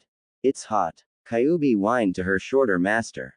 Said blonde ignored her while staring straight ahead of himself towards the Suna gates. Pouting at his aloofness, Kyuubi took a different approach. Please, Naruto-sama, all I want is a nice, cool, bath. Is that so much to ask for from a servant to her master? Smiling devilishly to herself, Kyuubi wound her arms around her master's neck, stopping him mid-step, and comfortably rested her head on his left shoulder. His eyes cold blue trailed over to stare into her own blood-red ones, and his eye twitched as she drew him even closer to herself. The twitching doubled as he felt her sizable attributes pressed even more tightly against his back. He ignored them and focused on his servant. What do you want? He replied in a dead voice, though a hint of annoyance was present. He was slightly agitated because of her constant complaining for the last 10 kilometers before they had arrived, and her embrace wasn't helping his mood. I just want a bath, Naruto-sama. You can join me if you want to. She replied with a grin on her face, and hoped he didn't detect the slight amount of hope and eagerness she had for such an idea. Hearing a couple of thumps, both kitsune turned towards the gates of Suna, only to discover to their surprise that both guards were laid flat out on their backs, and their torso were covered in blood. Naruto's sweat dropped in confusion at the sight, and Kyuubi smiled to herself in satisfaction at the destruction she'd caused. She may be unable to get Naruto to react to her attempts, but the rest of the world's male population wasn't immune to her charms. Using his arms to pry Kyuubi off him, Naruto quietly made his way towards Suna's gates, and Kyuubi followed after dejectedly behind him, as she hadn't gotten an answer from him, and thus assumed he meant no. Seeing the blood-covered Chunin, Kyuubi growled in irritation at not only losing an opportunity with her master, but giving several humans something she only wanted her master to have of her. TCH. Perverts. She grumbled to herself quietly as she walked past the comatose Chunin. Keeping her eyes on her master, she blinked as surprised as he suddenly stopped outside of a large hotel, and quietly gazed up to it. Turning to her, Kyuubi blushed slightly and held back a gasp at the calculating look in his slitted, cerulean eyes as he locked eyes with her own bloody ones, and he seemed to be quietly searching her for something, though she hadn't the faintest idea why. She felt herself quiver slightly, and her pulse quickened as his blue eyes held her own captivated, before he quietly broke their staring contest. Watching with a slightly dazed expression on her face, Kyuubi stared silently at her master as he sighed, before he looked back up to her with his normal, icy eyes. After we get checked in, you can take your bath. After that, I need to go. The rest of his sentence was cut off by a position any straight male would kill for, although he could do without the suffocation, as Kyuubi buried her master's head in between her attributes in happiness at getting her well-deserved bath. In her opinion, anyway. Taking his smaller hand into her own, Kyuubi happily dashed into the building, intent on checking in early and attending to her well-deserved bath, even as she dragged an unamused blonde behind her. Stopping with a large smile on her face, Kyuubi drummed her claws on the hardwood counter as she waited for service, and the large gashes in the wood that she gouged out with her claws were startling to the female attendant behind. Her kitsune ears and tails that marked her as a demon weren't helping matters, either. I would like to request a large room please. Also, I want a suite with a bath. A very, very large bath. Kyuubi requested, even as her eyes glazed over slightly, and a small blush flitted across her cheeks as she thought about all of the fun situations she could have with her master if they had bathtub. Oh, of course, we still have a larger R room left. However, we, don't have any rooms with, baths left, though.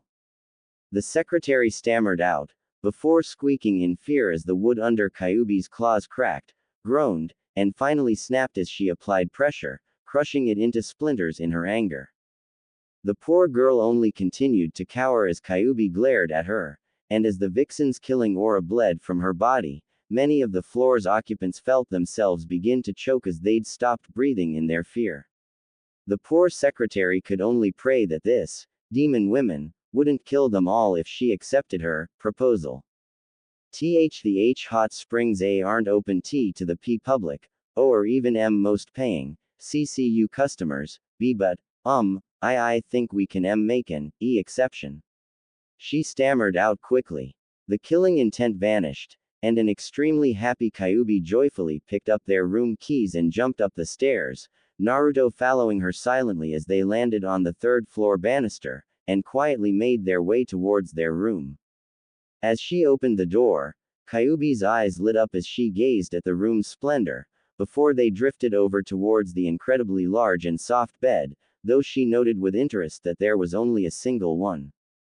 Squealing like a little girl, Kyuubi leapt onto the mattress of her new bed with a burst of energy that was not forthcoming of her earlier, tired state, and was extremely thankful that she wouldn't have to sleep on the ground anymore, even if she could cuddle with her master in her sleep. Squirming around on top of the covers until her head was at the foot of the bed, Kyuubi rested herself comfortably on her elbows, while her head lay on top of one of her hands, and watched with an amused expression as her master quietly entered the room, his eyes flicking constantly as he surveyed the area. It seemed, unfortunately, that he had become more paranoid over the time they'd spent. While she had trained him to be ever watchful, he had taken her teachings to heart, just a bit too much, and now constantly checked his surroundings, even going so far as to cancel genjutsu every quarter of an hour. While though such behavior was just a bit too paranoid, she let him continue it, as it not only helped his chakra control, as genjutsu relied heavily on it, but it also increased his chakra reserves slightly each day. It was nothing more than a drop in the water compared to his virtual ocean of chakra that was his reserves, but it was still an increase, no matter how little it was. Walking towards the tinted windows of their room, Naruto's frozen eyes stared at the full moon, taking in its radiant form, and he felt himself begin to relax, and feel far more calm than he had in a long time. Smiling slightly at his almost relaxed posture, Kyuubi's grin turned devilish as her thoughts took a very naughty route. Naruto-sama. Hearing his name, Naruto tilted his head over towards Kyuubi, and watched as she leisurely sat up from her previously reclined position, though he raised an eyebrow at her downcast eyes and submissive posture. She never acted like this unless she wanted something. What are you up to, I wonder? Naruto thought to himself, before turning fully to her. What is it, Kyuubi-chan? Anyo, that is, would you? Kyuubi muttered quietly to herself, and only mumbled the last part. Naruto didn't hear her, even with his enhanced hearing because of his kitsune ears, and asked her to repeat herself. Would you like to take a bath with me, Naruto-sama? She asked in a soft tone, as Kietel met his eyes with her own. Naruto blinked, and then blinked again. No. What? But why not? Whined Kyuubi at his reply. No. But. No. Please. Kyuubi begged, and unleashed one of the greatest weapons a female has in their genetic makeup. The puppy dog eyes. The small, trembling pout. The shimmering tears in the corners of her eyes, while her hands clasped in front of her chest. Such a pose, combined with her incredible body and exotic looks, would have had any male, or even female, down on their knees begging to do as she asked. Too bad for her, Naruto isn't any normal person. Naruto's eye simply twitched in annoyance. No, he replied in a final tone, hoping that Kyuubi would cease this useless mission of hers. It didn't work, and he was still stuck with her giving him a weird look. He doesn't yet recognize it for what it is. She continued the use of her dreaded eyes, before sighing and giving up, a sad pout on her face as she made her way to the door, and loosened her kimono slightly, as it was very hot and she felt sticky, and thus by allowing her kimono to be loose, she would allow herself to become cooler. Naruto simply watched her silently, before turning back around and beginning to remove his own armor and clothing, and become so engrossed in his task, he didn't notice the slight smirk on Kyuubi's face as she opened the door slightly, before closing it just as softly. Hearing the door open and close as Kyuubi left, Naruto set about removing his vest, and then his under armor shirt, and then began to quickly remove all of his weapons and equipment. After several minutes of changing, he was clad in nothing more than his black combat pants and black headband. Rotating his neck from side to side, Naruto let out a grateful sigh as several bones popped, and he felt himself begin to relax even more. However, his quiet, relaxing moment was abruptly cut off, as a pair of clawed hands ran their way up the sides of his toned abs, before gently resting on his shoulders. He also felt several fluffy tails trail seductively along his biceps and chest, before he felt a warm breath on the back of his neck, and he couldn't help the slight shiver that ran its way down his spine. The two clawed hands had stopped their explorations, as they dropped down and wrapped around his waist. Naruto felt his eye begin twitching more than was most likely healthy, and from his point of view, there was only one thing that had happened. Kyuubi had not left the room like he'd thought. And from the looks of it, she was still hell-bent on getting him to take a bath with her. Fine, Kyuubi. I'll take a bath with you. One bath, and only one. That's it. Do you understand? The blonde uttered in defeat, though he regained his commanding tone at the end. Of course, Naruto-sama. You have my thanks. The redhead replied smoothly, even as her eyes took on an emotion that Naruto was not yet familiar with, but was going to make the blonde's life hell when he got older. Drawing him closer to herself, Kyuubi gently turned him around and led him towards the door, before both of them vanished through it, and made their way to the hot springs. Said hot springs. Naruto narrowed his eyes as he gazed at the hot waters carefully.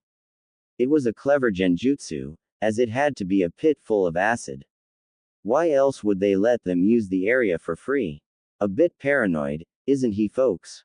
Even as he continued to stare at the water in trepidation, Kyuubi came out from her side of the female side of the hot springs, and snickered quietly to herself at the look on her master's face, and chuckled evilly to herself at the irony of the springs being co-ed. After all, it wasn't every day a hotel had a hot springs, and unseparated baths, and an appreciative smirk made its way across her face as she gazed fondly at her master.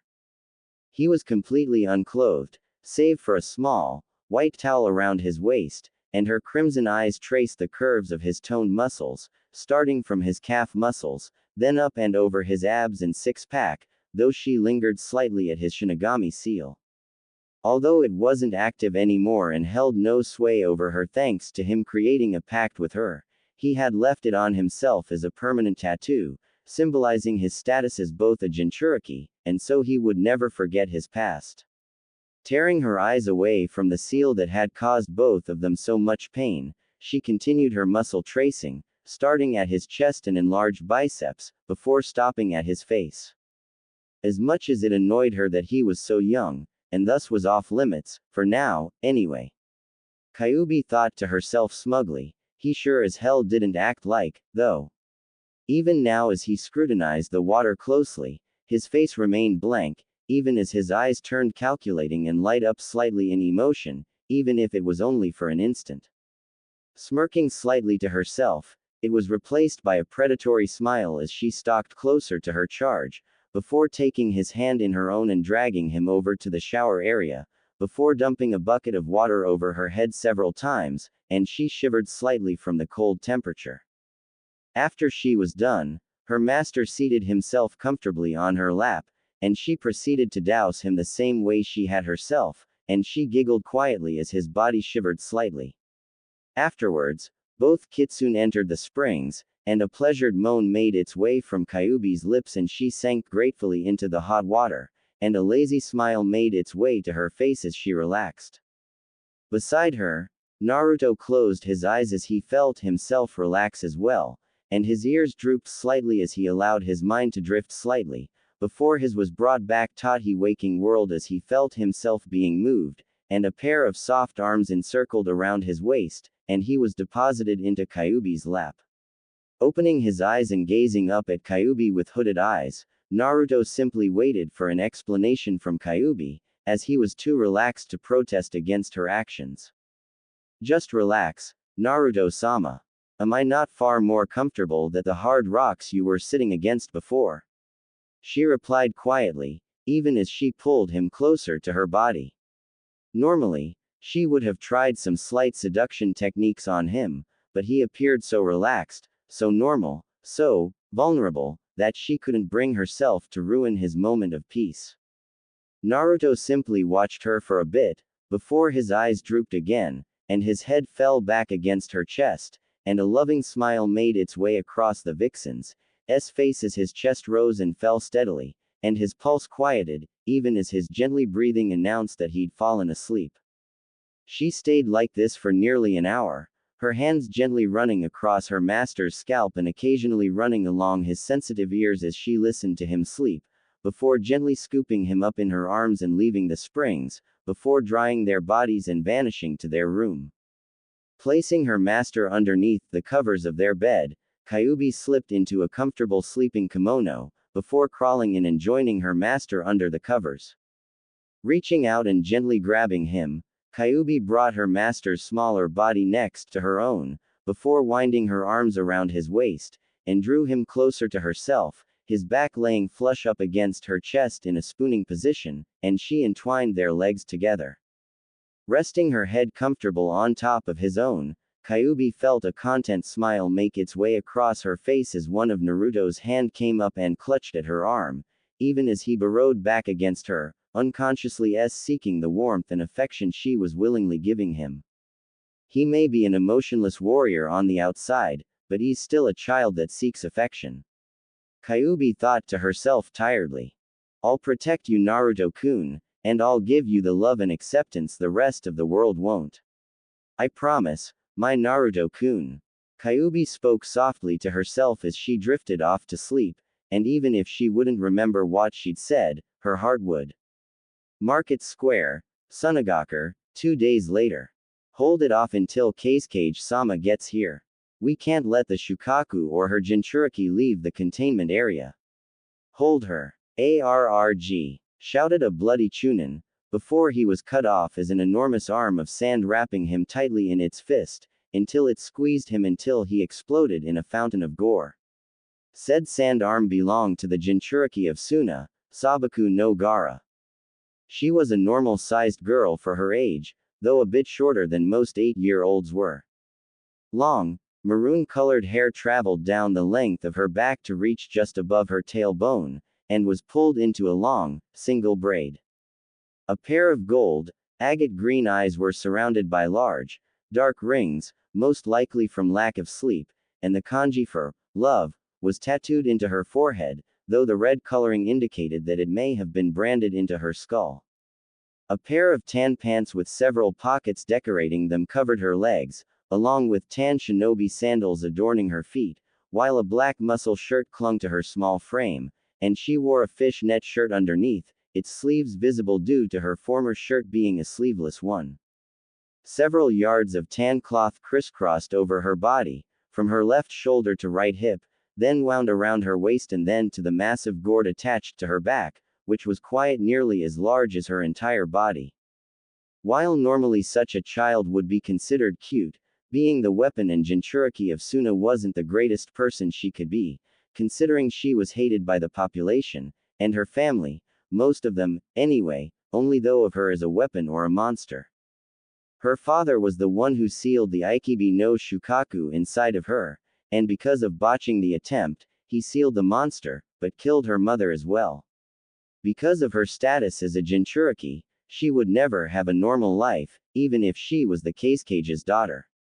Currently, however, she was doing everything in her power to slaughter the shinobi in front of her, and her psychotic grin grew wider as she continued crushing them into bloody pulps of flesh, and her green eyes lit up in glee as another one was impaled on several sand spikes, before watching in shock as the sand collapsed, and she felt her link with her sand momentarily severed.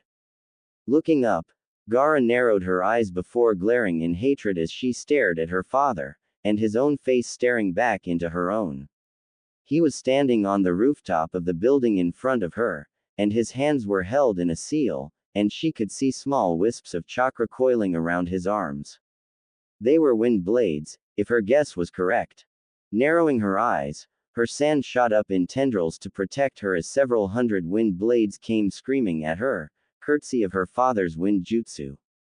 After several seconds of the barrage, it ended, and Gaara felt the air leave her lungs as an armored fist slammed into her stomach, before her father punched her in the chest and sent her slamming into a building, but luckily for her, most of her sand took the impact. He'd attacked her so quickly that her sand couldn't keep up, and she cried out as her father slammed into her, before unleashing a barrage of punches that jerked her around and caused the building behind her to crack with each blow, and then shatter as he slammed his foot into her chest, sending her crashing through the building and out onto the street, and she tumbled backwards until she slammed into a building. Covered in bruises and dirt and the remnants of her clothing, which had become trashed, blood ran freely from her forehead and mouth, and she wheezed as she tried breathing, but winced in pain as she did, and thought to herself that some of her ribs were broken. It was a testament to the Kazecage's power as a shinobi, if could defeat a Jinchuriki so easily, even if it was only a child. Even as he advanced on her beaten and bloody form, Gaara continued to glare at him with her single good eye, as the other was closed in pain.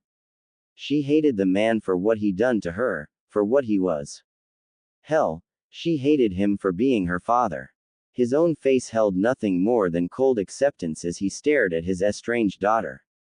You are a threat to our village and everything we stand for. I tried to create a Jinchuriki to lead us back into power, but it appears we are unsuccessful, unlike Kuma was. Such a pity. Raising his hand, a blade of chakra materialized, then transformed into a long katana of wind. Bringing the sword down, the Kazekage watched impassively as he was about to split his daughter in two.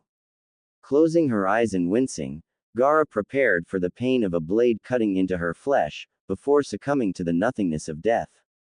Clang. The distinct ring of metal on metal caused Gaara to reopen her eyes, and they widened considerably at the sight before her.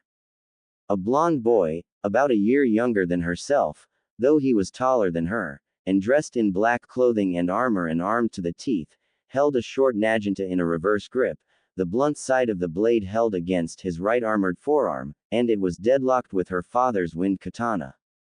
What was amazing to her was that he was no more than a child, but was strong enough to hold back her father, and he was a fucking cage.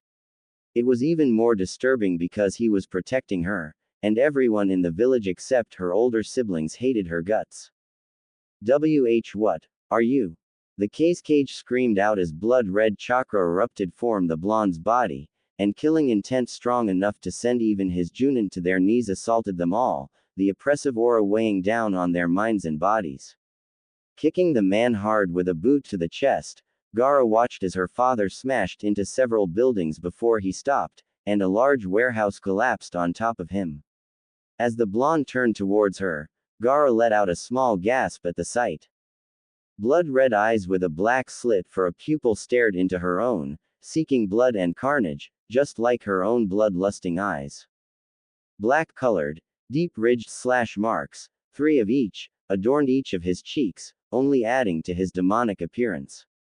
Nestled in his blonde hair were a pair of pitch-black kitsune ears with gold tips, and flowing behind him, were 4 black kitsune tails with gold tips, twitching and whipping in agitation, like eels out of water. A pair of fangs poked out from his bottom lip, and completed his demonic appearance.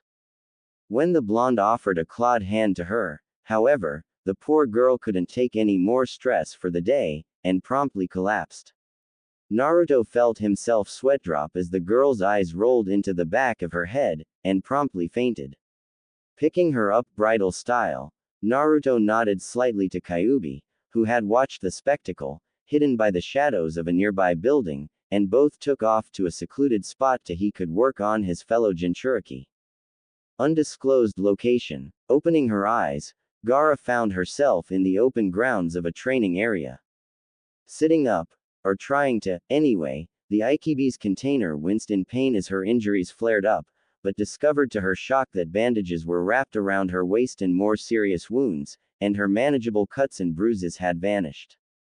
Her sand gourd had been unstrapped from her back and was sitting next to her, and her fishnet shirt and black top laying next to it in a folded pile.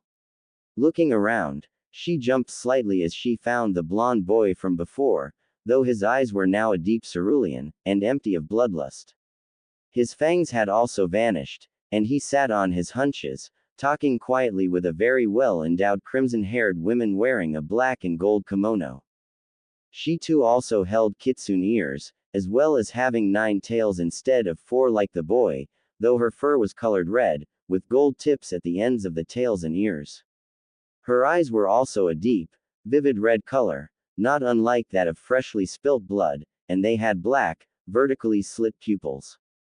Gaara felt herself shiver, as twin pairs of slitted eyes and kitsune ears swiveled towards her, and the 2 kitsune scrutinized her closely. "Awake, are you?" the blonde questioned. "Hym. Good. Now then, Gaara, youngest child of the Yondaime Kazekage, and Jinchuriki of the Ikibi no Tanuki, do you wish to become stronger? To show this village who you really are, and not some monster? Do you wish to finally be able to sleep without losing your sanity to the whisperings of the Ikibi?" he questioned. Surprised, Gaara nodded cautiously. After all, it wasn't every day someone offered to help her in any way, let alone help her with the Ikibi's ramblings in her mind. A small grin grew on the blonde's face, and it only grew wider as he walked towards her, a small scroll in his hands.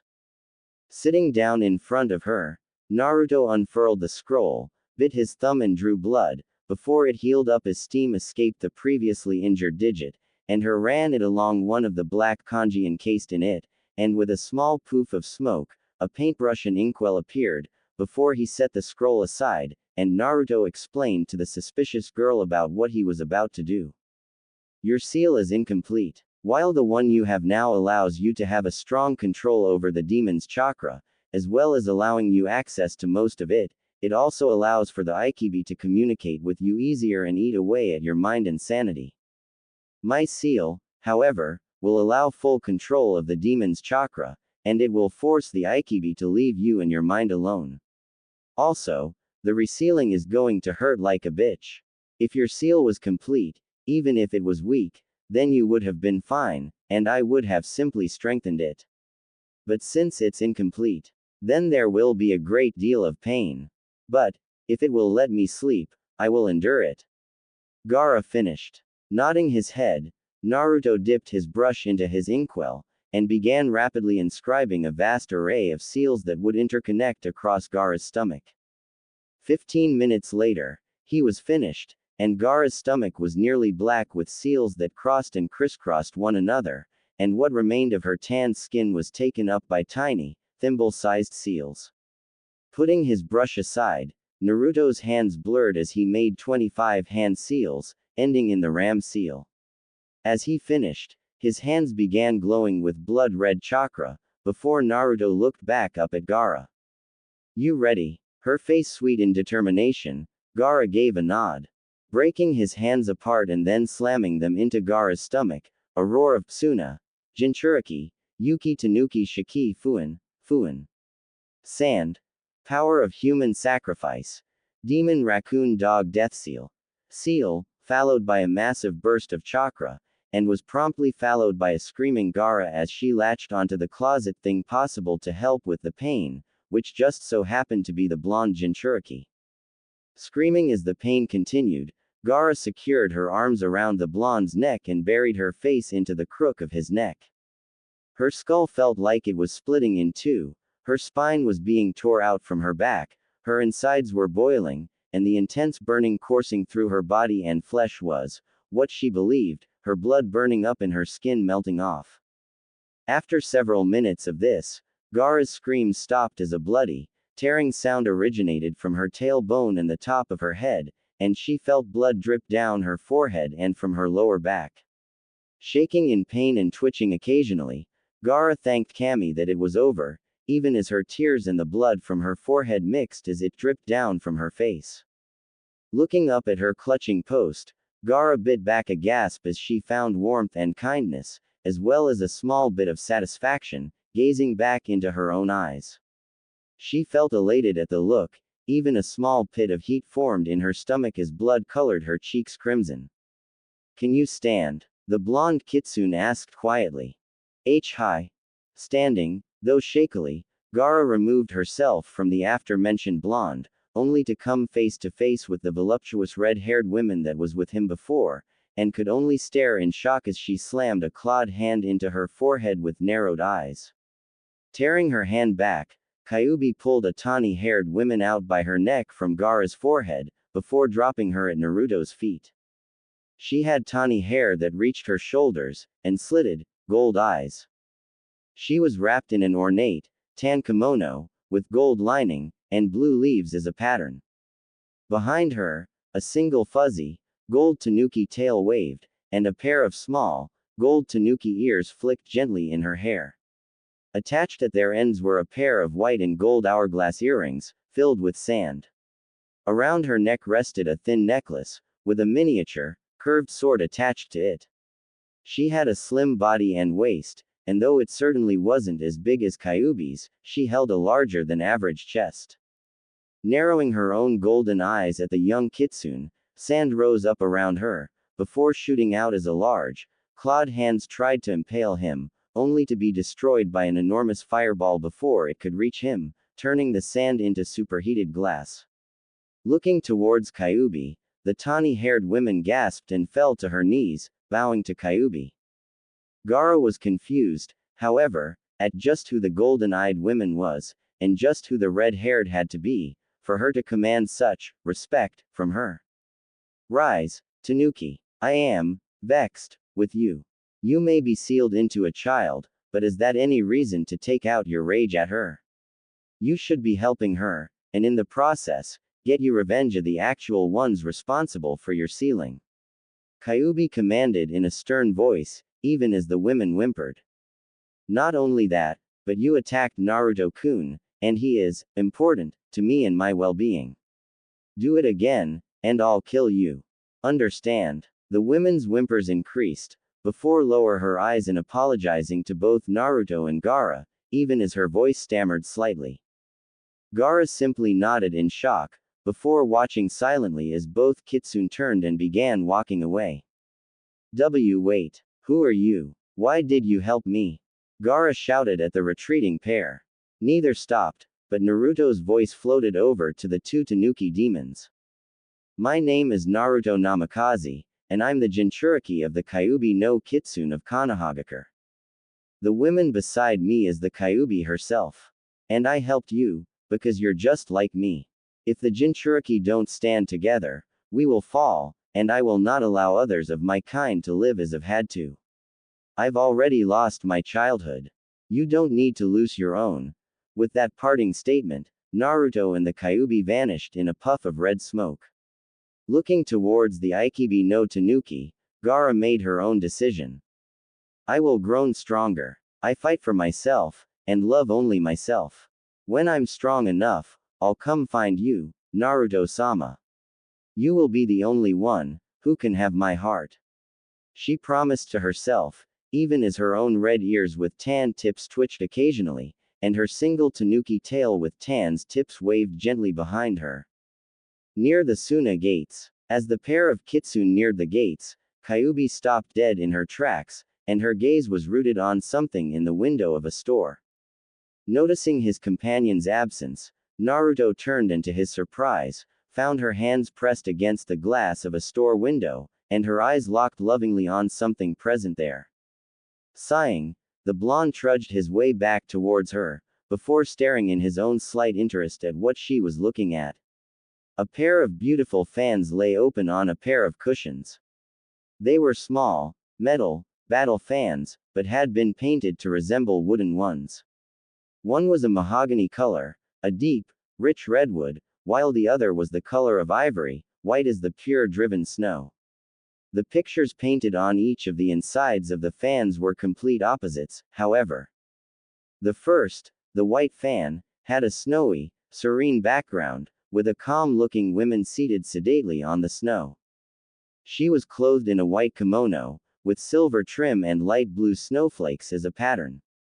She was very pale, and had white hair, nearly the same shade as the snow around her, and her gold eyes with black slits conveyed both warmth and kindness, even if there was no one else in the picture. Nothing was out of the ordinary about her, save the pure white, light blue-tipped kitsune ears, and the 8, white with blue tips kitsune tails behind her, either curled around her knees, or waving gently behind her. The other fan, the red one's occupant, wasn't nearly as nice or serene as her sister. Lounging on a throne composed iron and of various human and demon skulls, was a tanned, black-haired woman clothed in a pure black kimono with deep, red highlights running its length. She gazed out from her position with eyes burning in malevolence, while sporting a seductive smirk on her face that could even put a succubus to shame, and held blood-red eyes with a vertical slit pupil that could entice any man. Simply perfected the image.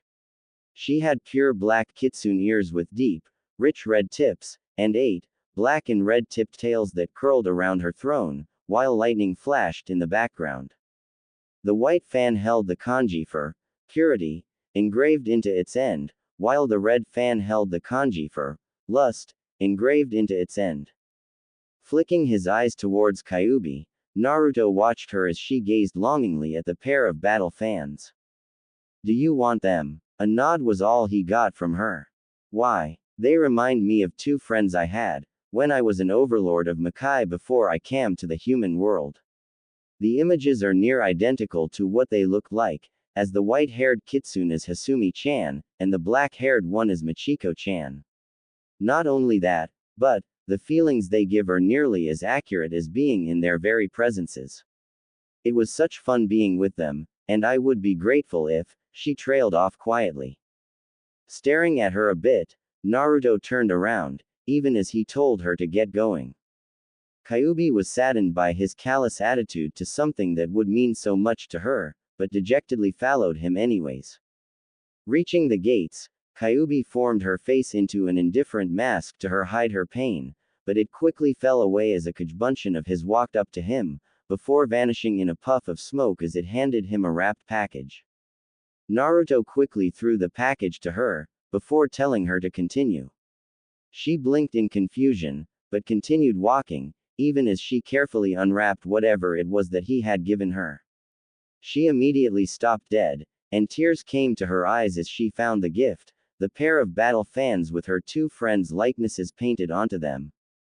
Turning slightly, Naruto asked what the hold-up was, only to be smothered into Kyuubi's bust as she wrapped her arms around his neck, crying as she held each fan in an opposite hand, even as she constantly thanked her master amidst her joyous sobs for getting her such a precious memento to her friends. His own eyes had softened slightly at her reaction, before they quickly retook their glacial texture, and he resumed his leisurely pace as she released him from her happy death grip. Drying her eyes with the sleeve of her kimono, Kyuubi placed her fans into her kimono's sleeves using her subspace technique, while a large smile spread across her face at how much her master cared for her. "So then where to next, Naruto-sama?" Kyuubi chirped happily to her former jailer. Naruto regarded her out of the corner of his eye, even as he thought about his plans. "We'll head north, through Omegakure, then up into Iwagakure. I have a bone to pick with those idiots. Afterwards, we'll head to Kumogakure. They too have their own Jinchuriki, if the Gaara's father was correct, and I'm interested in meeting them." Quote.